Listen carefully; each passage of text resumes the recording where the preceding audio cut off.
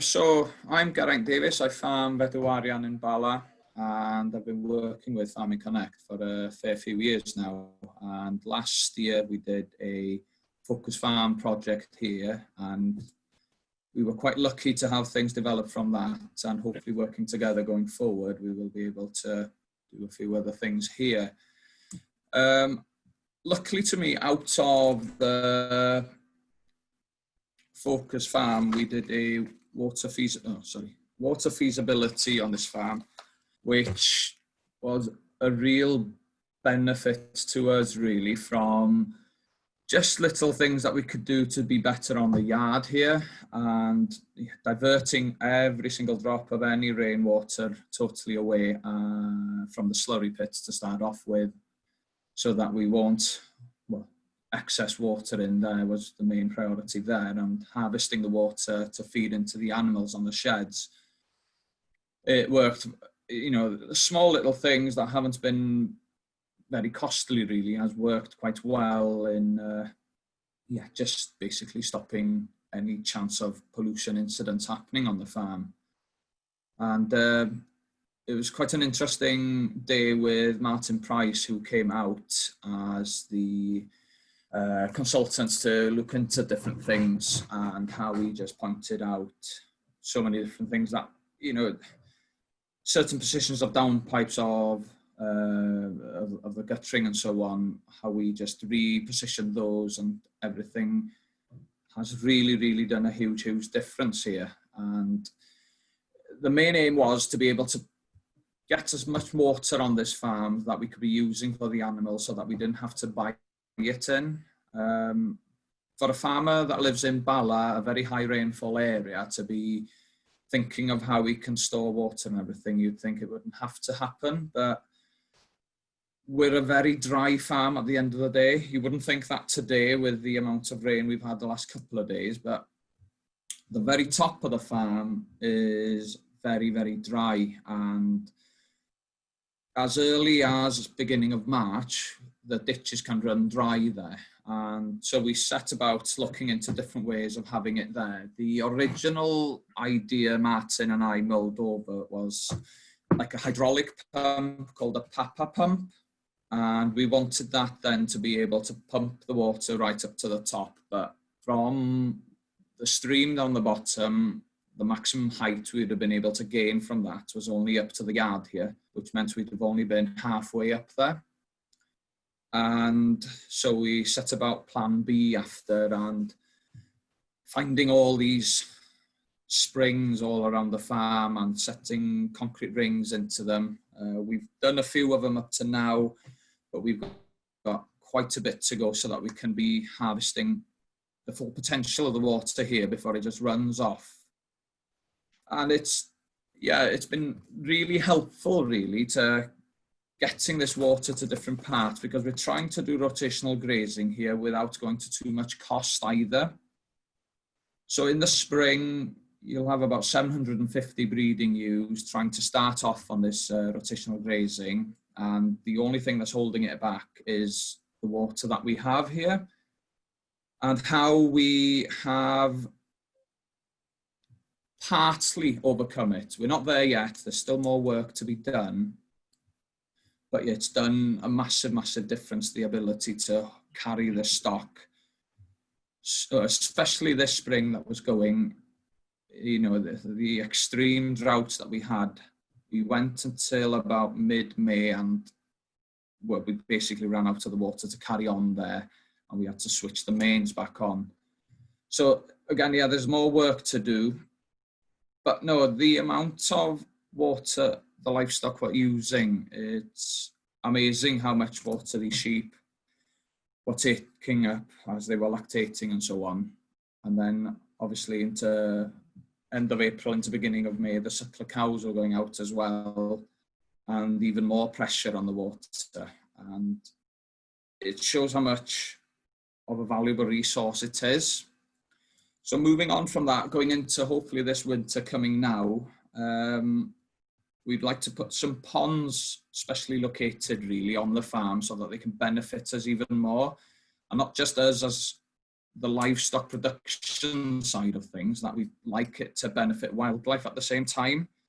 So we're going to be aiming to create new habitats by doing it, and the main bonus is the water that the livestock will be gaining from it as well, without having to be pumping it to different parts of the farm. And it showed last spring, this spring just done now, the couple of scrapes that we've done just to start holding the water back and see how much we could hold in one point. Well, the wading birds, they just started landing here straight away, and it was such a pleasure to see when that was happening, really. And every little thing that we can fit into our livestock production side of farm that could benefit wildlife at the same time, well, it's a win-win for me and the environment. But moving to the winter months, what's really shocking is the rain falls, hits the ground, and it runs off pretty quickly here as well. And by trying different things, buffer zones on different crops, especially the Swedes that we had at the very top.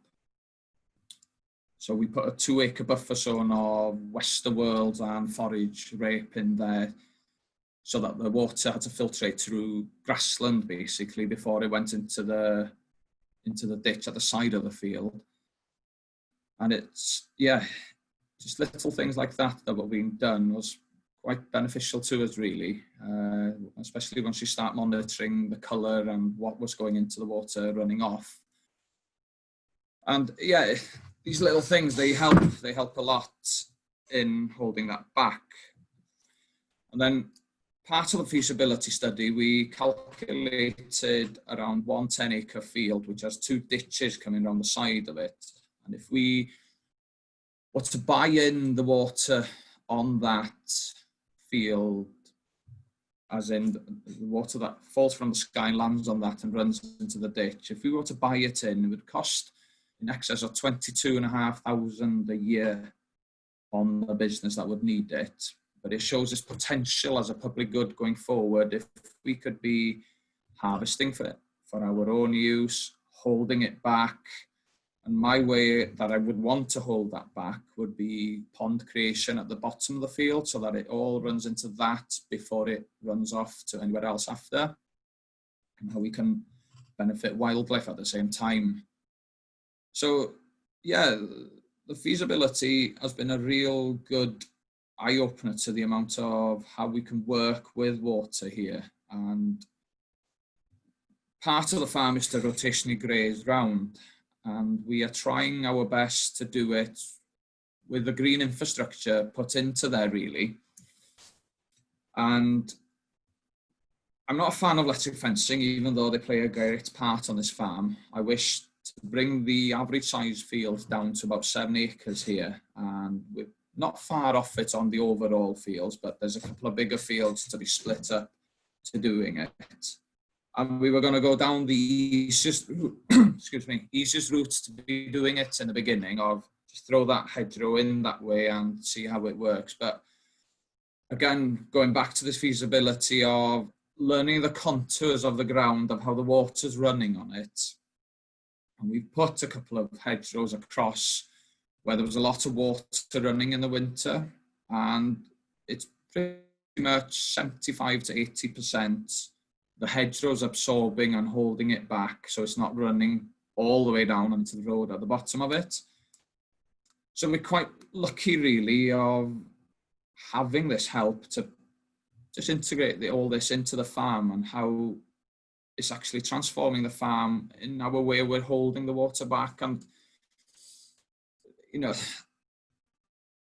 with my livestock production hat on, the tree used to not play a vital part in that, and it's been a full swing round to the other side of how trees play such a vital part in this farm, from holding this water back, absorbing it up, the tree's ability to utilize the water for itself. And it's little things that we've been doing has been really helpful for us, as in our attempt to work with what's falling from the sky and holding it back as long as possible, using it to its full potential, and see where we go from there really with it. Sorry, I've babbled on a little bit there, going back and forward. I'm more than happy to take any questions really. Hopefully that I've covered what you wanted to do, David and Geraint. Diolch yn fawr i chi, Geraint. Ydych chi'n gallu clywed fi'n bach gwell wan?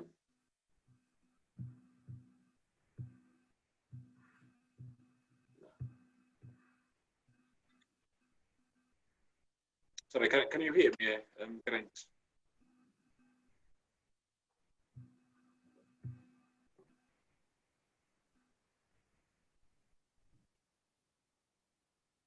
Sorry, David, dan ni'n clywed ti.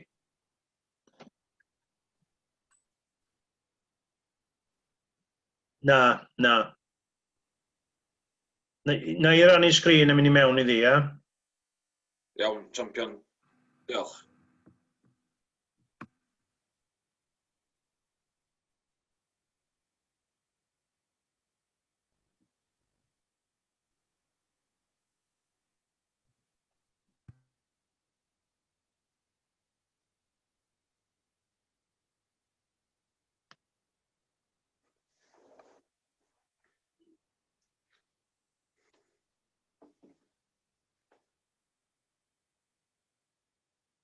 Na ni. Ydy pawb yn gweld hwnna? Ger, wyt ti weld o? Iawn, dwi'n gobeithio bod pawb yn... Dwi'n gweld o. Diolch ti. Iawn, noswaith dda chi gyd. Good evening. Geraint Jones, Forestry Technical Officer. Diolch Geraint am hynna. Thank you for that overview. Really good to hear about the water resource plan on the farm. So my title for this webinar is Are You Trees Fit for Purpose and Are They Working for the Farm? And it's going to be an element that we're looking at in Fedwari of suitability to improve green infrastructure and established new ones as well. And of course, as ever, we're holding these webinars. We usually hold events, and it's a shame we can't get people out to farm to see things firsthand, but it's the next best thing. So what we will be looking at tonight of examples of green infrastructure on the farm. Good, not so good. Not Fedwari, and I hasten, I've drawn on it from around Wales. Are they fit for purpose? What do we need to consider? What are we talking about when we're talking, having a hedgerow that's fit for purpose? In terms of the benefits of trees, what they can deliver for the farm, for the environment and the farm business. And what are we talking about when we're talking about public goods and private goods? Geraint mentioned it earlier. It's the way forward, I think, for the Welsh Government. We're looking at payments, etc. And of course, I'll be talking about the focus on the survey work at Fedwari and the project we aim to deliver there. I've just put some pictures there. And I've mentioned agroforestry, where trees interact with agriculture, and for all intents and purposes, agroforestry, the word is an umbrella word, but it covers a lot of different systems. And a lot of what's going to happen and what is happening now at Fedwari and on other farms as well is actually agroforestry based. This is a photograph I put in today. Took it yesterday on my place, and just noticed that the cattle were all down in the bottom field with under a nice ash and hazel in that hedgerow, but they were taking advantage of it. An absolutely blazing heat. I'm sure everybody's had a taste of that the last couple of days, but absolutely fine and contented, and it was good to see them. So With hedgerows, I mean, this is a photograph I took by accident in a way. I was looking at the landscape and the horizon and the matrix of hedgerows you can see in the distance mingled in with woodland. But and what I hadn't really taken account of was the hedgerow right in front of you. So just along this area here. Lovely, neatly trimmed, you know, but is it fit for purpose? What are, obviously you would have to ask what the objectives are. There is a biodiversity value there because the crown is fairly dense, probably, predominantly hawthorn. However, we have a browsing line there, so the sheep are getting in there and taking the vegetation out. And what you see here in these gappy areas between the stems are gaps that create wind tunnels. So as a windbreak, it's not effective at all. And if anything, these breaks in between the stems actually speed up the wind. So it's not effective at all as that. So there's opportunity to improve here. If you let it grow on, the stems are dense enough for it to be laid, and that's one issue that we need to think about when we are looking at managing hedgerows. It's too easy to go in and coppice. It's about the skill and the time to lay it to keep that shelter in place from an early start. Similarly, this hedge that we see here, first glance, really robust, etc. Looks really well. Obviously trimmed in the winter. I should tell you that the A548 runs the other side of this hedgerow. The fence line is right in under here. So, and the hedgerow itself, the base of the hedgerow, is only about 1.5 metres. And of course, there's a browsing line here again. But this field here is a paddock of about 10 acres. And this is the only hedge in the field. And of course, the lambs been turned into fatten. They are absolutely cleaning, and it's actually south-facing as well. So the sun is beating, and it's a blazing hot day, and the sun is beating in. So another you know, a program of establishing hedgerows along other areas on the boundary would be really useful here and provide extra benefit for the livestock. And you can see here as well, it's well used because there's poaching going on there. If sheep were going in there when it was wet, there'd probably be some lame sheep at the end of it, you know, picking up pathogens, etc., from the mud. Another example here, two in one really. The conifer behind, planted in the 70s, and to all intents and purposes, yes, it was a shelter belt. Conifers probably started off as a really good windbreak, but obviously as they've matured, it's not become effective, although you can see shade here from the sun, so it is giving some shade from heat, but as a windbreak, it's really not effective at all. And again, it's speeding up the wind through these tunnels and not effective as a windbreak. In front of us, we have a restored hedgerow by the look of it. You've got some trees maturing nicely and shrubs that were probably coppiced in the past and they've come back. The planting isn't doing so well, the gapping up or the beating up in between the gaps.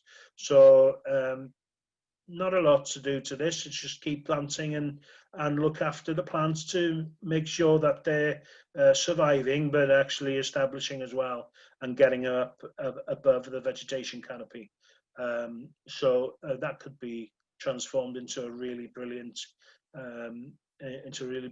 robust hedgerow for the future. As for here, it's an option to clear fell and restock, but in restocking, depending on what your objectives are, in a thin sort of thin belt of trees like this, timber quality isn't really, wouldn't really be a priority, because you couldn't manage the trees to that effect. So if you are looking for shelter for windbreak, it's a proper design and planning and the use of broadleaf species. And this one is striking because I've been passing often on my travels all over Wales, and it's a couple of shelter belts here, conifer again, and here on the ridge. And of course, you can see them coming down to the waterline here. Few issues here with acidification, maybe with regards to a conifer species. This one here has had trouble establishing and really in a turbulent atmosphere environment there, with the wind swirling around and probably a bit of wind blow there as well. So the slope itself, you can see it's steeper in areas than others, but you know, if you're looking at the bracken areas, which aren't really agricultural productive, there's opportunity here to expand shelter belts, clear fell, start again, and expand the shelter belt down on the ridge line here, along the water line as a buffer zone, because you've got a lot of runoff coming down these slopes into the water. So if you're providing a buffer zone there, it can filter the water before it gets into the lake. And similarly here, although quite a robust shelter at the moment, in felling these trees here, it's probably a good idea to take a look at these, fell these, and restock as well. So talking about strengthening the farm's green infrastructure for future resilience, and deliver non-nature based solutions to improve environmental and business resilience. What would the opportunities be? Well, of course, we've just been looking at increasing woodland cover, woodland management, hedgerows, shelter belts, and improving the green infrastructure on the farm. And we need to decide really what are the real advantages and disadvantages. And to do that, we need to understand the multifunctional delivery that trees can benefit the farm, and implement you know, that program of work to achieve that objective as well. So we're translating and communicating that information into outputs in economic terms. You know, what tree planting to improve soil management, water quality, productivity, carbon storage. What are the benefits of such a system? And when I'm talking about improving the environmental performance of the farm and the economic performance of the business, you know, what actually is not just in timber value, it's the actual value of that tree is benefiting for the farm. So landscape, scenery, so valued by the tourists coming into Wales, specifically now that things have started to relax with the COVID. But you know, a matrix of woodland and hedgerow cover that provides so much definition to our landscape and makes it so attractive. This another benefit I'm going to talk about in different forms, and soil carbon here. The trials in Ireland are looking at carbon sequestration in the soil in an agroforestry system, Agri-Food and Bioscience Institute. That's the group that delivered the study. And it's actually looking at the integration of trees with pasture. So in tree lines, in hedgerows, etc. What they found was that in a system where the species was ash, predominantly ash, and the trees being around 20 years old, they'd measure the total carbon in the woody biomass of the trees, and it came to just over 77 tonnes per hectare. So an accumulation rate of just over 3 tonnes per hectare per year. Now, looking at that from a carbon sequestration angle, trees and the pasture are producing in that area in the region of 3.5 tonnes plus per hectare of carbon, compared to a plantation forestry, which is good because we are still getting all the other benefits and food production as well. So you're looking at the Sitka spruce down here, 3.8 on a monoculture site. You've got a mix of ash and perennial ryegrass producing in the region of 3.5 plus, plus all the other benefits. So it can only be good. And another huge benefit is the ability to sustain the grazing, because we're in a relatively high rainfall in Wales and Ireland as well, and in the region. This is a constraint on keeping animals outside on pasture late into the autumn and during the winter months, and even into the spring, so out early in the spring. So if we can incorporate these trees into a livestock farm in a range of scenarios that fit the farm, fit the farm business and farm policy, etc. We know the robust hedgerows contain large quantities of stored carbon. There is evidence of that in different studies, and they sequester large amounts of carbon dioxide from the atmosphere. And we can show the soil conditions, including levels of carbon, are directly influenced by the presence of hedgerows and hedgerow trees. If you look at soil moisture content in the silver pasture being the integration of trees with pasture and livestock, there is an extended grazing season under this system. The soil is drier due to the trees, and that's improved the carrying capacity of the area. And they managed, in Ireland, they managed to get an extra 3 months additional grazing in the agroforestry plots, with a cut-off point of soil moisture at 40% than under open grassland. You know, done at the right time, right time of year, it would really improve the efficiency of production.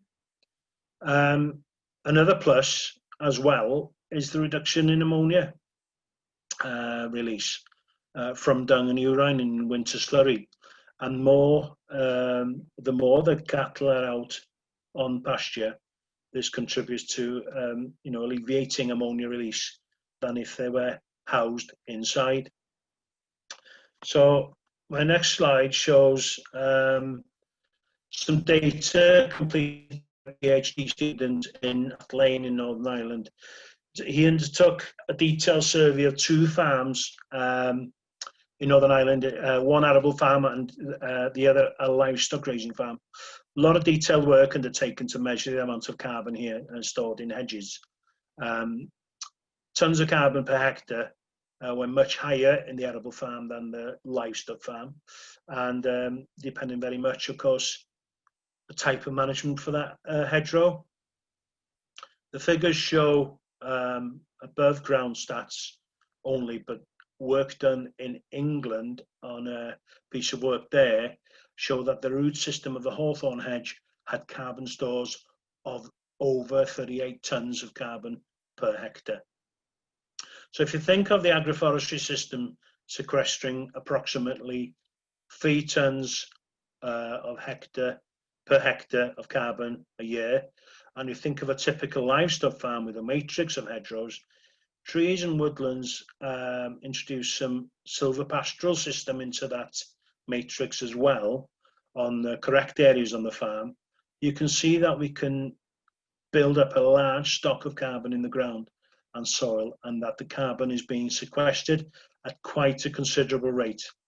And of course that can be offset from emissions from the farm itself. So the challenge now is can we make our livestock production more carbon neutral? And the one strategy is to absorb more carbon and our farms to reduce our net emissions and enhance biodiversity, water quality, etc. And the key element of a strategy to reduce greenhouse gas emissions is tree planting and woodland cover and hedgerow, more robust hedgerows and more established hedgerows. And this photograph again taken in mid Wales I liked it because it gives a contrast. The open hill, bracken cover, and you've got a natural tree line there, probably semi-natural, where the reclaimed land or the plough, it was actually too rough for the plough to get into. So you can see mature tree areas on there, but also some really robust hedgerows with hedgerow trees, and this looks to be a younger hedgerow that's been established in there. And similarly along here, not sure if that's a hedgerow or a base of a new established hedgerow, but all in all, you've got a matrix of different cover there, which is really interesting, providing a lot of shelter compared to the open bleakness of the hill. And this is a diagram. It provides a simplified representation of some key carbon cycling dynamics, and I think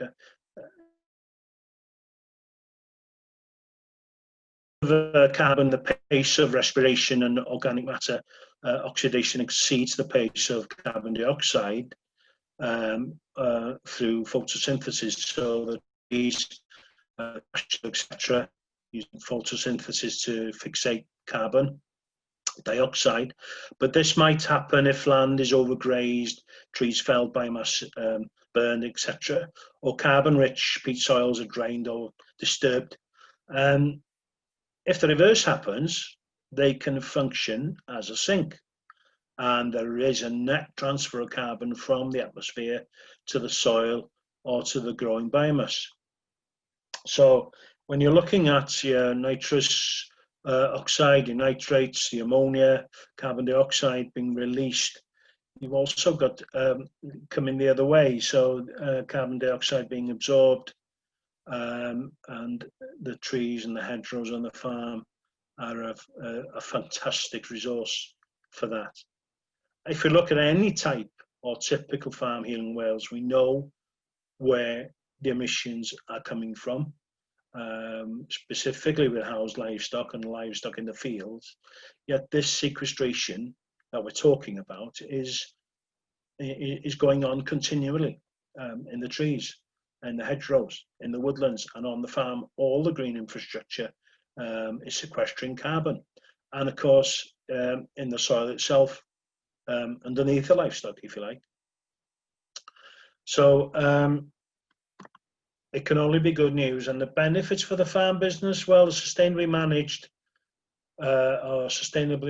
of natural resources, you know, benefits. What's in it for the business? What can be done? What are we talking about when we're actually talking about improving green infrastructure, etc.? It's about, as I mentioned earlier, understanding and identifying the economic value of the trees and woodland to the farm business, both environmental and in economic terms. So this is a photograph of my home village, Llanfairpwllheuan. It's looking westward up the Elwy Valley. I don't know if you can see, I'll try go with the icon. Up the Elwy Valley, and you've got Snowdonia in the distance on the horizon.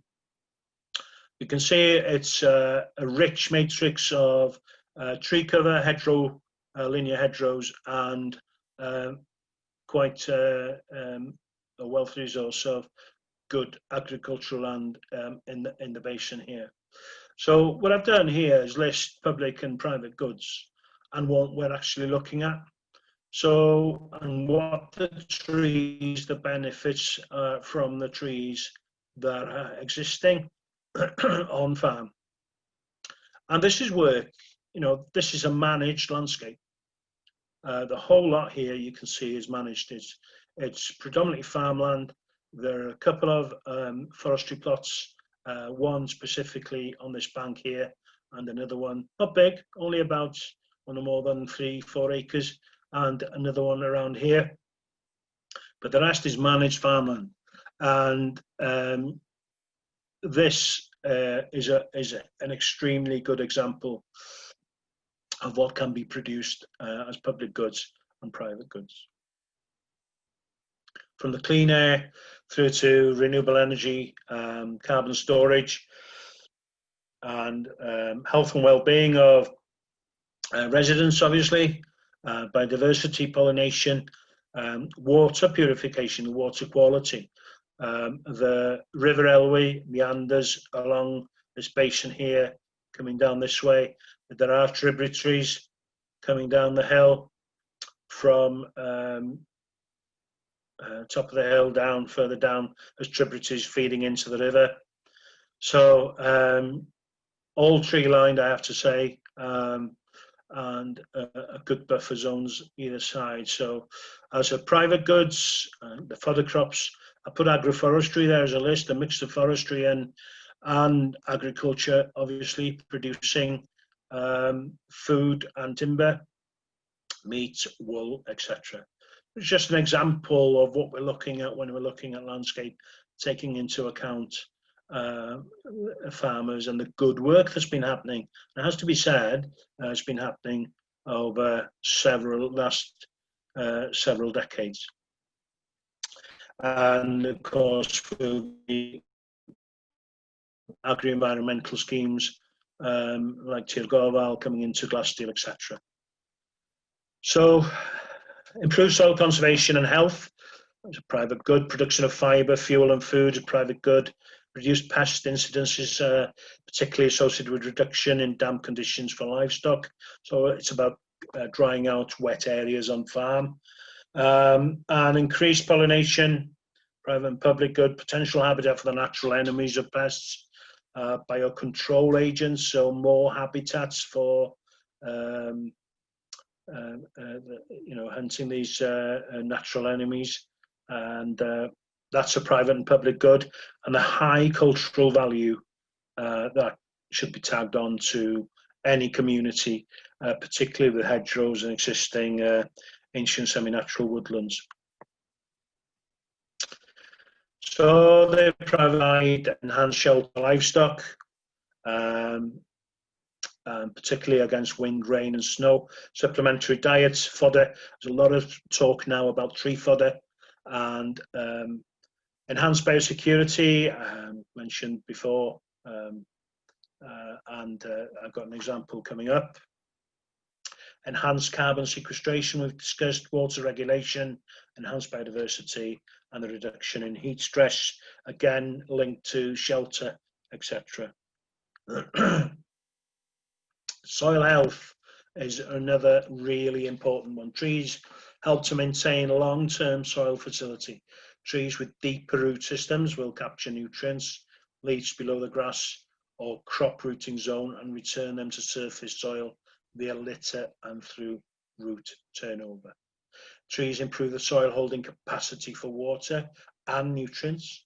Geraint mentioned before, he's come to understand now the value of trees for the farm. I think the message is getting out there slowly, but it's understanding that multifunction that trees have, really. Trees, they can limit compaction by animals through poaching and increasing filtration, so then basically increasing the porosity of the soil on a healthy soil to absorb more water. And under elevated stress conditions, drought, for example, trees invest in their mycorrhizal associations and can scavenge water and nutrients from deeper within the soil. Mycorrhizal associations are the fungus that live on the tree roots, and they actually have a symbiotic relationship with those roots and can actually work to get more nutrients and water into those roots. So in addition, the tree root system significantly reduces soil loss from erosion. It suppresses of perennial ryegrass, or grasses, I should say, by tree shade, can increase risks of winter erosion, particularly under the crowns of deciduous tree species. They encourage beneficial soil organisms and can be used to reduce fertiliser costs. You've got selected nitrogen fixing trees, such as alder, that can lower the input of nitrogen fertilizer required to achieve the target level of pasture or crop productivity. Increased production from shelter and shade. Just a few statistics here. Sheltered sheep show a 21% increase in live weight gain. That was in a 5-year trial. They require 19 grams of concentrated feed per day for thermoregulation at 6 degrees C, but only 8 grams for thermoregulation at 25 degrees C. So increasing temperatures, reducing wind chill by use of shelter belts, therefore significantly reduce feed costs. Another example of economic value of the trees. Mentioned before, the robust shelter to reduce farm mortality by 30% in adverse weather conditions. Sheltered areas have up to 17% estimated increase in dairy milk production. Protected areas have shown a 20% increase in average annual pasture growth. When we're planning and designing hedgerows, but shelter belts more importantly, I think we're very dependent on the native species that we've got, which work really, really well. One thing, one issue that was looked at several years ago now by Coed Cymru was where the cultivars and species as an alternative with the desirable characteristics to actually plant into shelter belts.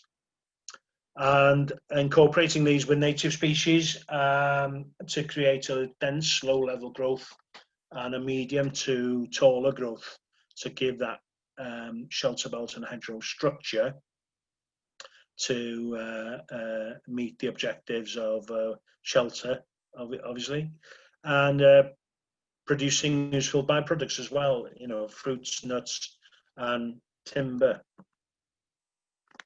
So this is a list that was put together, and these have actually been planted into shelter belts on a handful of farms in Wales.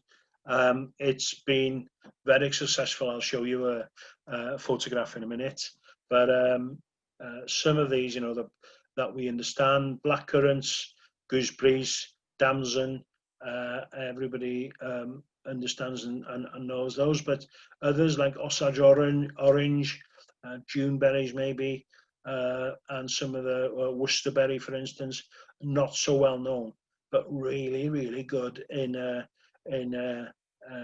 low density structure in a shelter belt. If you're in coastal areas, sea buckthorn is a fantastic one. It's salt resistance, really, really good again. And the willow we've got in there, so it's a hybrid willow.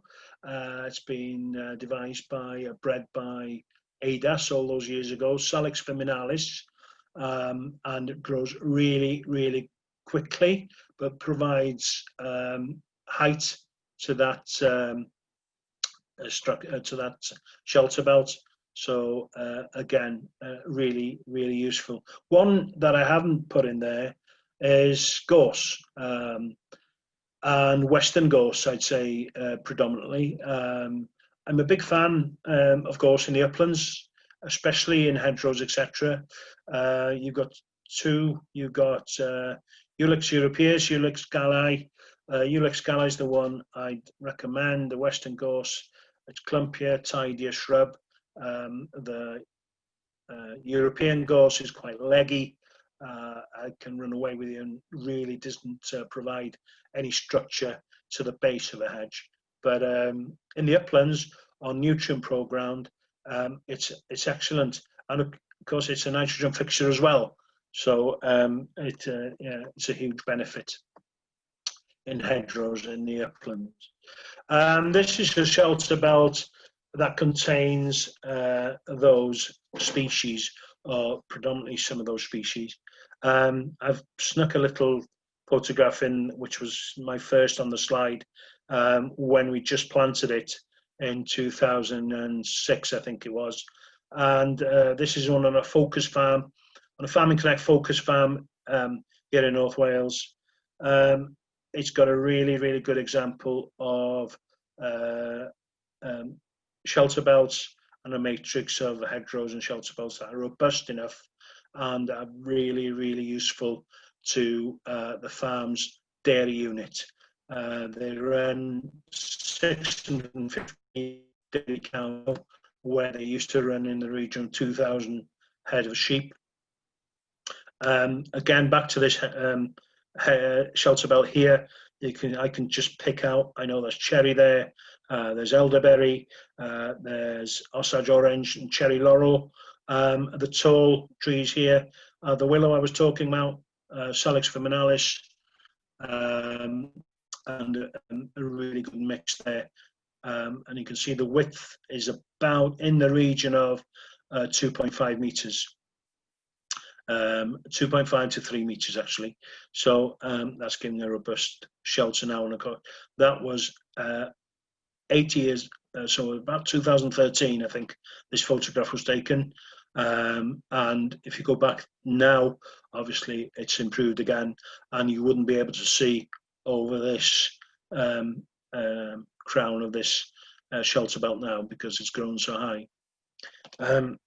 This is an aerial view of that farm, and this is what I mean about it's a good example of robust green infrastructure.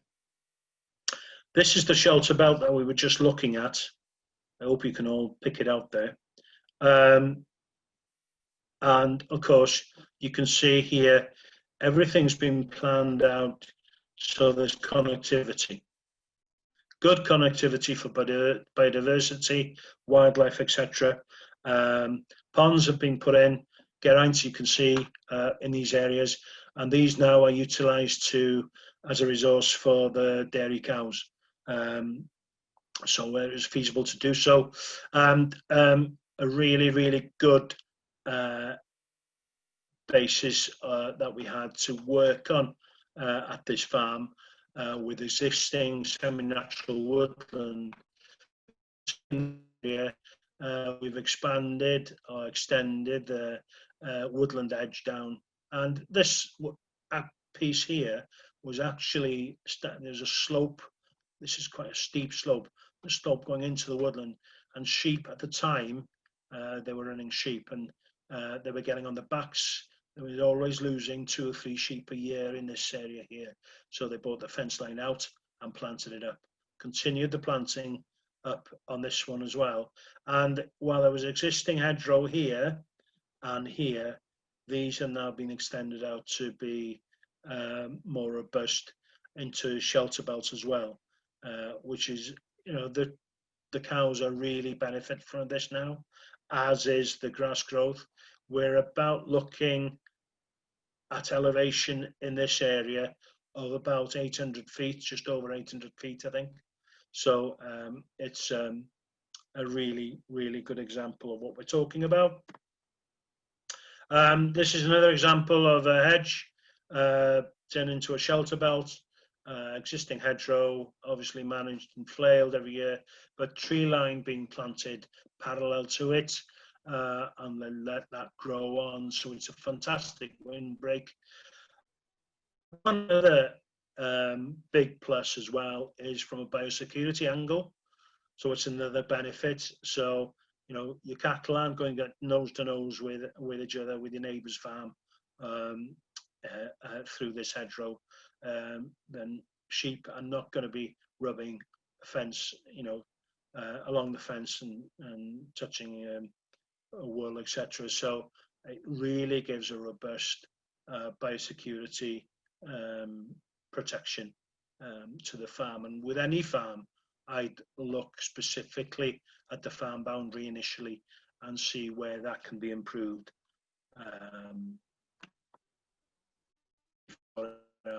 This photograph very quickly looks fantastic. It's a monoculture of willow. It's goat willow, Salix caprea, Hillock and Grandail in Gymraeg.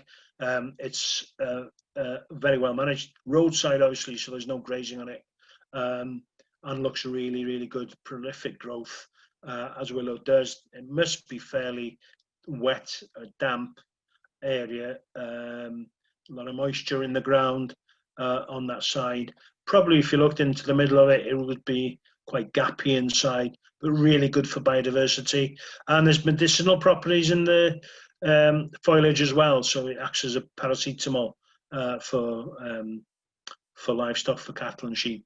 So very often, any willow in the hedgerows, if you're turning cattle, sheep into aftermath, they won't go for the brand new grass. They'll go into the hedgerows and pick at different things and different species. So design and planning are very important to meet your objectives. And the area we see here protected by a shelter belt is proportional to its height. So it's very important the shelter belt maximum height should be as tall as possible, as long as the wind firm. You know, you've got to take into account soil and climate, obviously, exposure, and get the right tree in the right place for the right reason. And the height of that shelter belt can multiply shelter 10 to 20 times out into the field. So it's a really good rule of thumb to think about. Also, promotes a vertical barrier, promoting wind to pass through the canopy, so it filters the wind, slows it down rather than up and over it, as happens with conifer. So short and more dense shrub for low level protection once trees have matured and thin at the base. So you've got a really good barrier there that can actually, you know, provide a lot of good shelter in this area. We've talked about these benefits previously. So I'm just going to go through some opportunities now and what we're looking at. So when, you know, when we're talking about establishing hedgerows, shelter belts, and looking at these areas. So this is just, again, taken from roadside, but a classic area, wet ground and sheep grazing, fine. There's landslip here, but you can see it's a hot day. Sheep and lambs are getting in there and burrowing in there. We keep digging at this. It's not too far away from this fence line. And of course, wet areas coming up here as well. So you've got a fence line here. And so, you know, a bit of planting here wouldn't go amiss. It would dry these areas out. And water gate into the fence line and stabilize planting into this bank as well to stabilize the bank. That's just as an example. Alleviating diffuse pollution, overland flow. We all understand, we all see this, and with the best will in the world, you know, these issues, they happen, especially in extreme rainfall cases.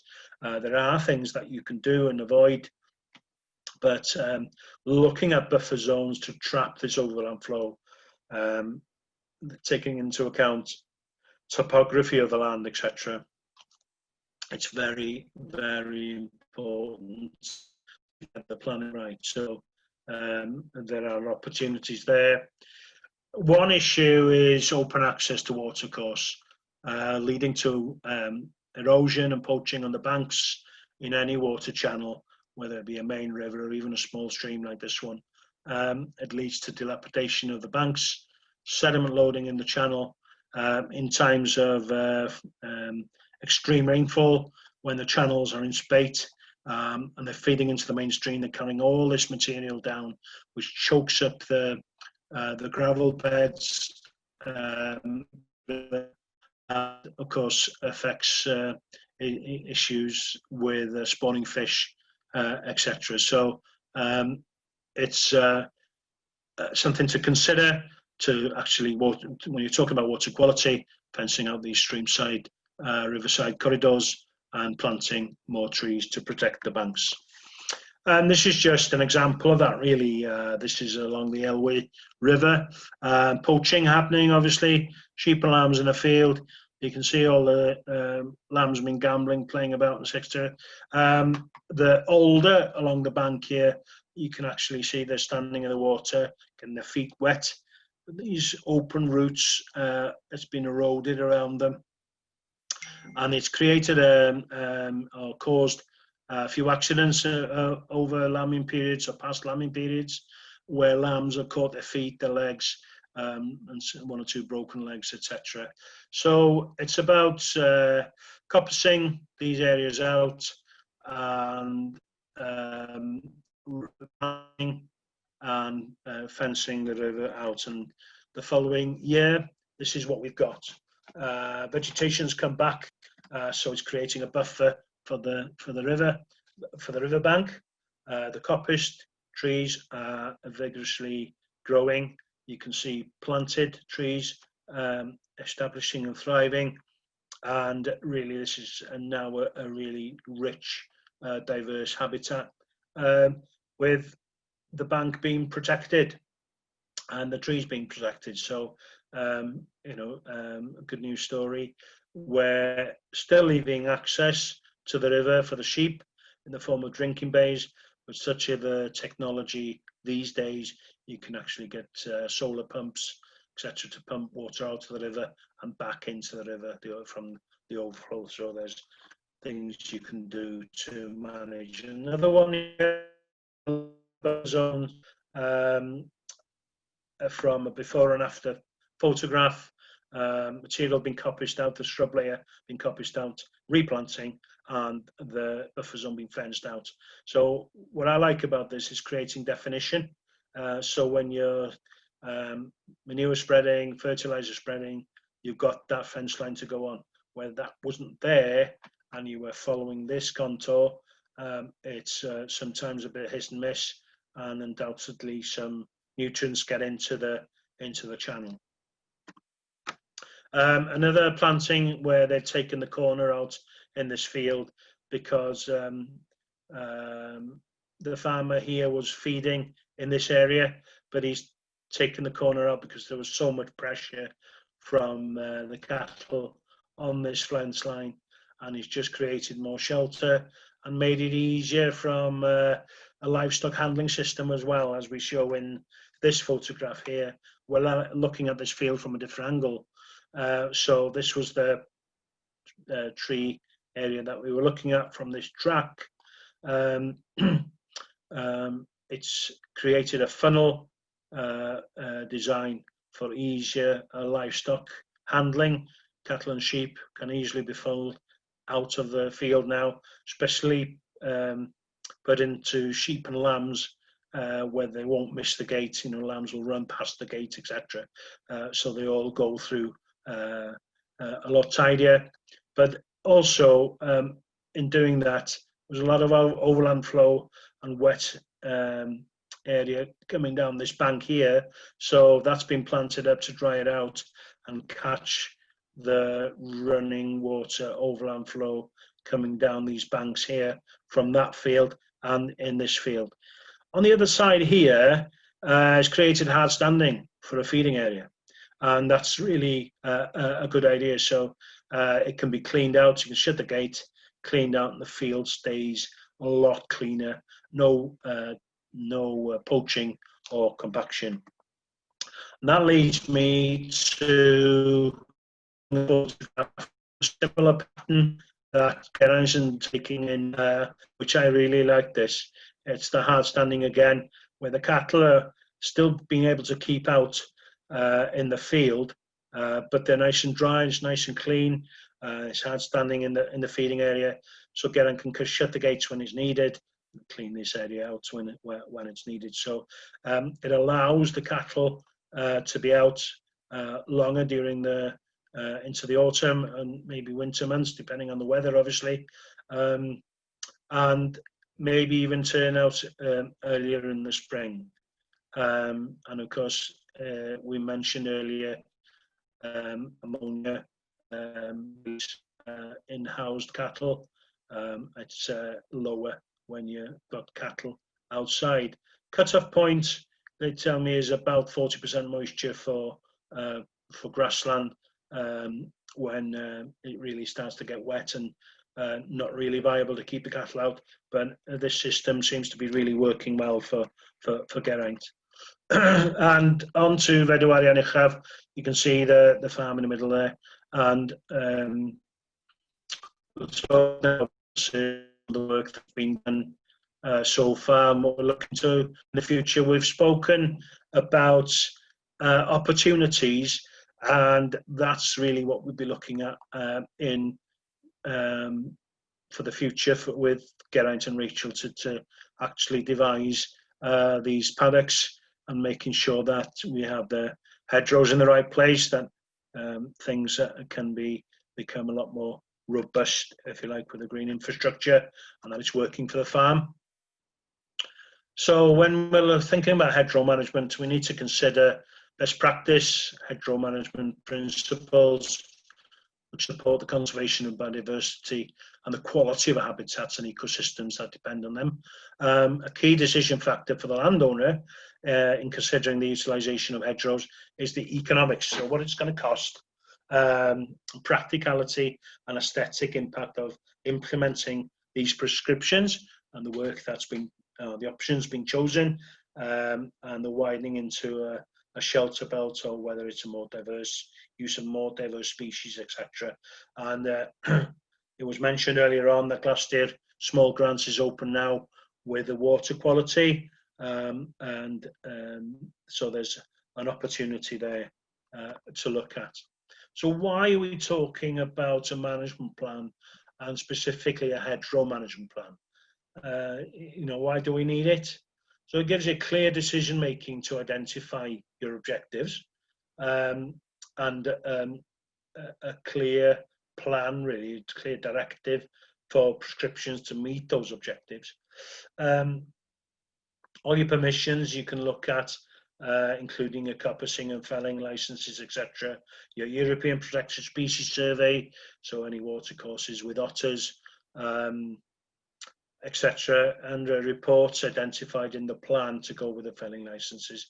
Very important to look at mature trees, any disturbance, bats being obviously the main species to look at in wooded areas, and manage the resource to improve the farm environmental performance and sustainable management. And create revenue as well, obviously, from marketing timber, or use the resource to add value to the farm itself. Fuel for biomass is the prime one that comes to mind. There could also be some adding value there with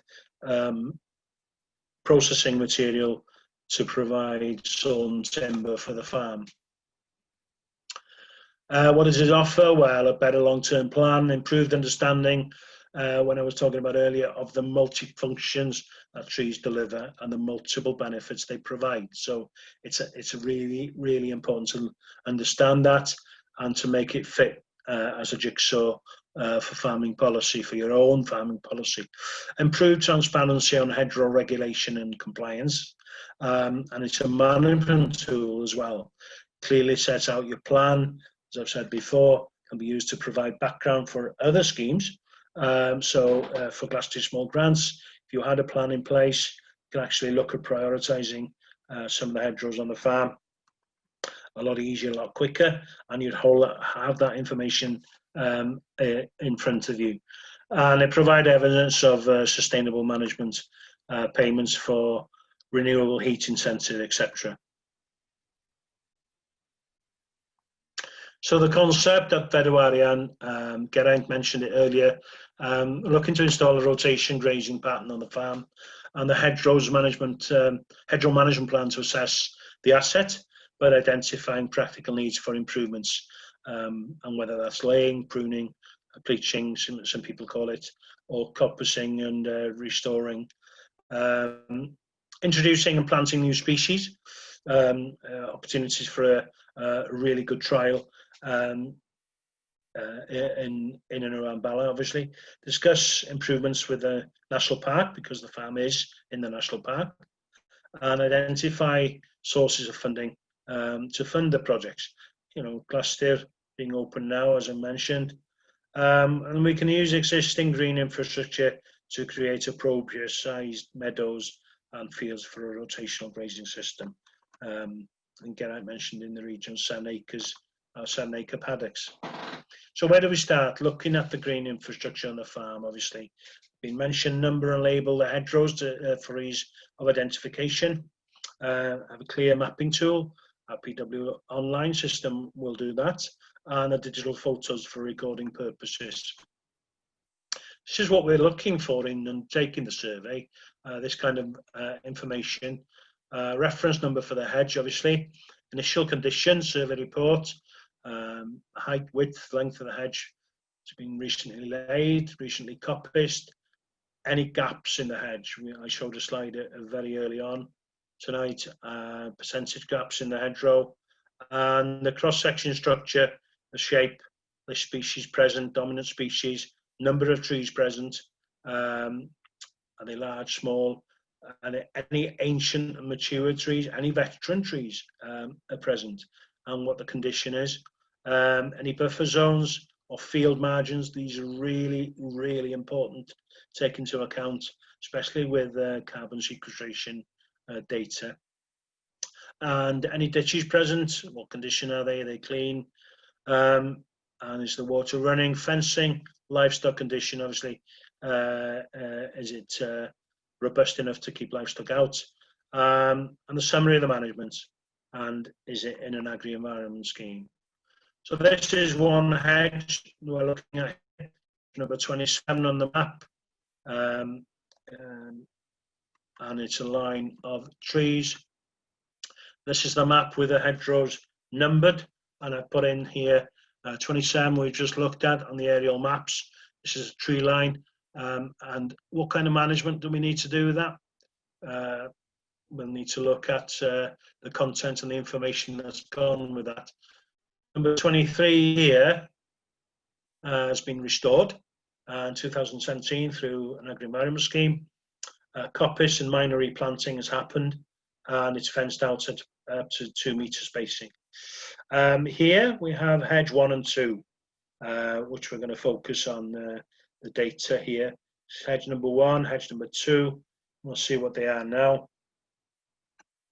It's in the aerial photos. That's my attempt at using some graphics on Google Maps.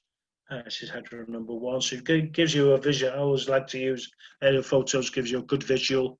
You can see the existing hedgerow with 1.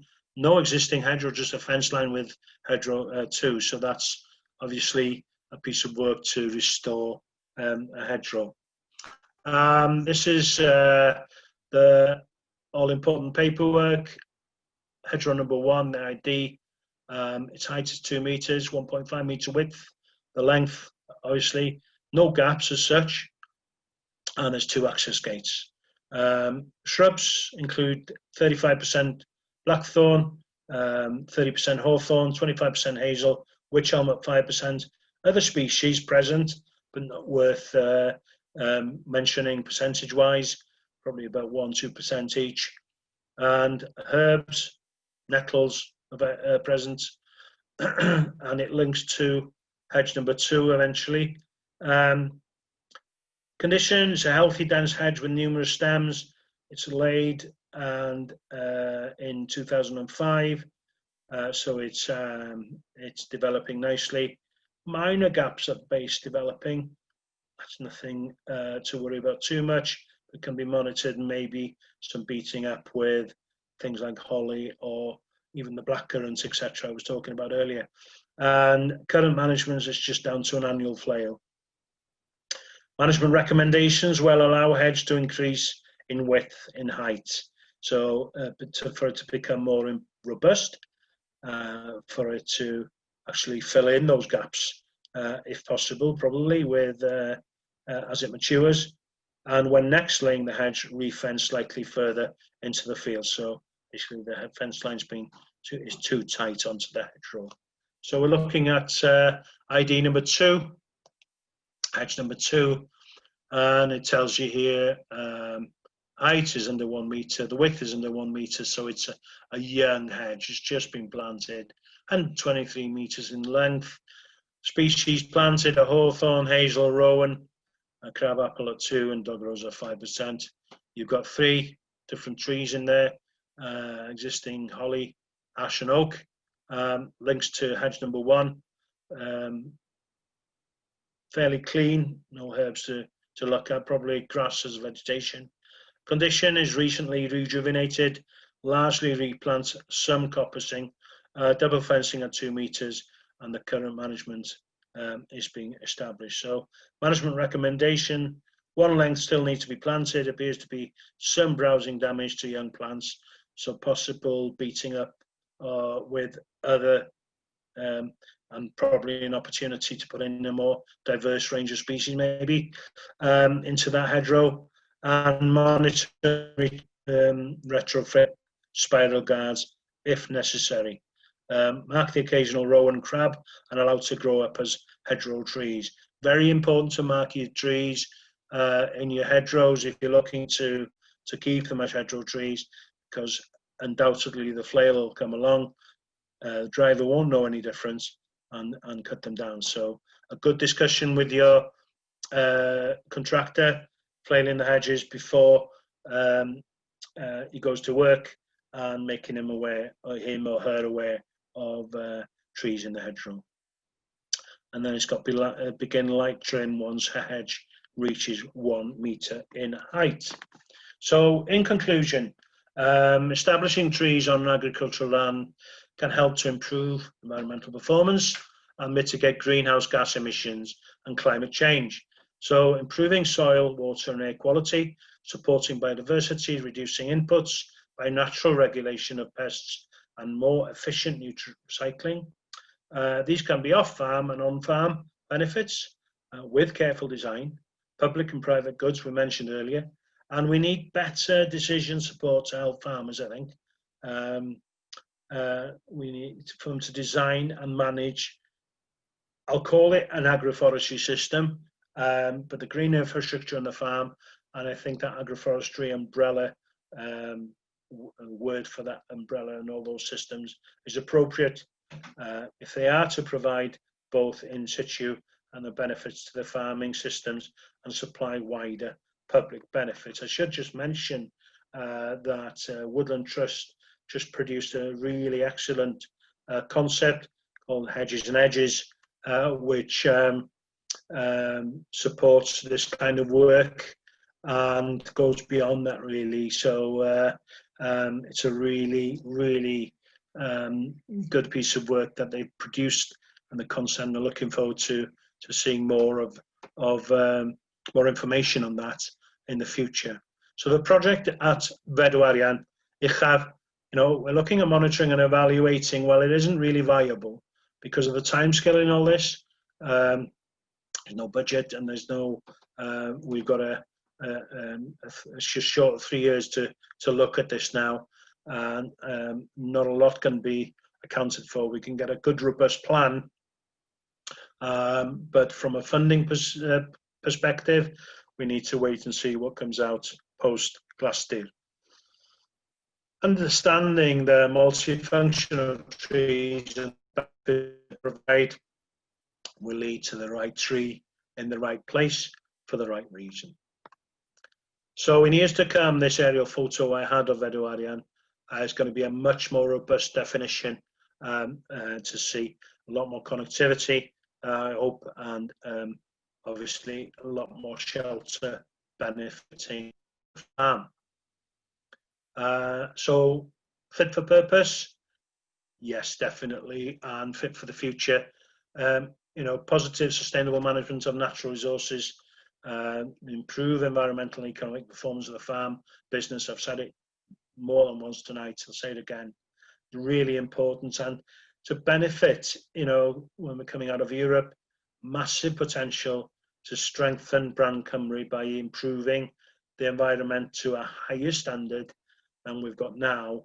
And I say a higher standard because we've got a high standard at the moment.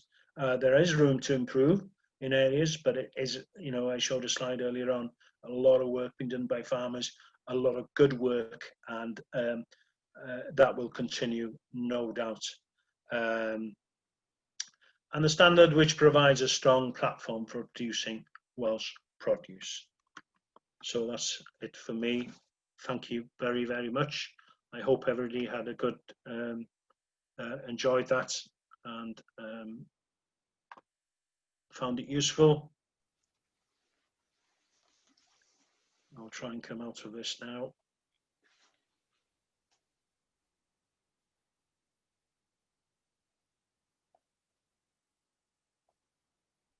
Okay, da chi'n gallu clywed fi, Geraint?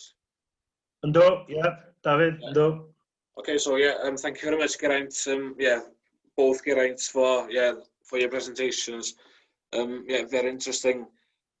We've had a few questions come in. I am quite conscious of the time, but I think there is time for a few questions. So a question that's just come in now. What shrubs would you recommend for a chicken paddock? For a chicken paddock, Willow would be a good one, quick growing, especially near the shed, screening and good cover. But you're basically looking at soil types again and climate in the area, depending on elevation, etc. Look to your native species, if you want to keep a fruiting theme, your hawthorn, rowan is a good one, really hardy species that will stand a lot of quite robust. Bear in mind that you're planting these areas out to get the chickens to come out the barn and get them to roam outside, obviously, but native species on the whole. So your crabapple is another one, hawthorn, rowan, birch, hazel you can have, but that's basically a good spread. You can try some of the more diverse range that we've spoken about, although probably depending on how much you want your chickens to go for the fruit. I think that's about it there. Okay, thanks, Geraint. So yeah, one more question then. Will there be a glacier small grant to create ponds and wildlife ponds in the foreseeable future? Doubtful it'll be called Glassdeer. I don't know. It might be. We don't know. Is the honest answer? I would like to think so, and I think we need to be positive about it. As I said, the agri-environment schemes we've had so far have been really beneficial. They've helped farmers fund some really, really good projects. We can see in the landscape from Tir Gofal through to Glassdeer, a lot of hedgerows, shelter belts, etc. being established. So a much richer landscape for that. So I think that will continue, but obviously there'll be a more emphasis on the environment in the future and the payments linked to that. But the answer isn't, we don't really know, but I would expect there will be something there in the offing. Okay, thank you, Geraint. So yeah, I think that's it. So just before we wrap up, I'll just quickly go through the services again, just in case you missed it at the beginning. And I'll leave my camera off because I think the signal's a bit better if I leave the camera off. So first of all, we've got the 100% funded digital surgeries available.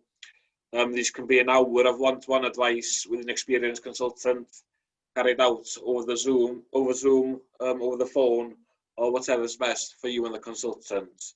And yeah, one of the topics available is woodland management. We've also got a jam-packed programme of webinars in the pipeline, so please visit our website to see more details on the upcoming webinars. And yeah, please check our YouTube channel if you've missed any of the webinars in the last couple of months. We've also got e-learning modules available. These are excellent additional learning resources.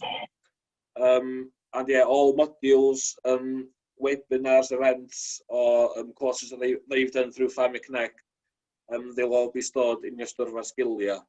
And through the Sturfa Sgilia, you can create your own personalised CV. Another services that we have available is the mentoring program, and that's 15 hours of fully funded advice with an experienced farmer or forester. We've also got the advisory service that's open all year round for a range of different testing and advice from experienced consultants.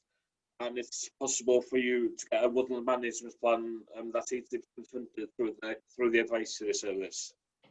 As Geraint mentioned, the Glacier Small Grants water is now open until the 4th of September. Yeah, so if you want more information on that, please contact Farming Connect. And yeah, if you want any information on anything that I've covered, or if you've got any inquiries regarding anything that either Geraint has mentioned during the webinar, yeah, please contact myself or your local development officer, or the Farming Connect Service Centre. And the number to phone the service centre on is 08456 000 813. So just one last thing before we finish. When the webinar comes to an end, you'll all receive a evaluation form. So if you can all fill the form in, that'd be great. It's really important for us that you all fill the form in, just so we can improve on our services moving forward. So yeah, so that's it. Thank you once again, Geraint Davies and Geraint Jones, and thank you all for watching. Diolch yn fawr i chi gyd am wylio. Cwmwch o fal a hwyl fawr. Thank you very much and good night.